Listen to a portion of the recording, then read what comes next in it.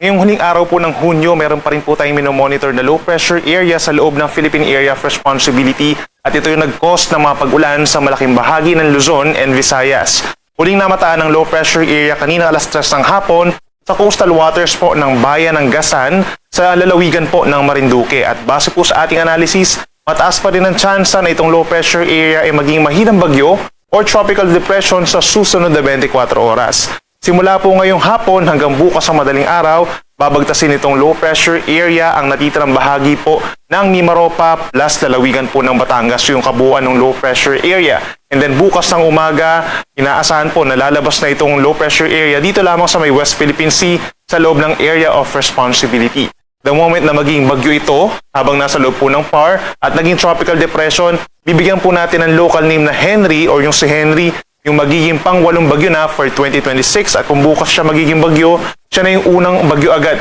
for the month of July. Bukod dito sa low pressure area, unti-unti na rin pong nagkakaroon ng mga pag-ulan dito sa natitirang bahagi ng ating bansa, lalo na sa Western Mindanao at Southern Palawan dahil yan sa southwest monsoon or hanging habagat na unti-unti pinalalakas nitong low pressure area. Base naman sa ating latest satellite animation, wala pa tayong nakikita mga cloud cluster sa labas ng ating area of responsibility na posibleng maging bagyo sa susunod na 3 araw.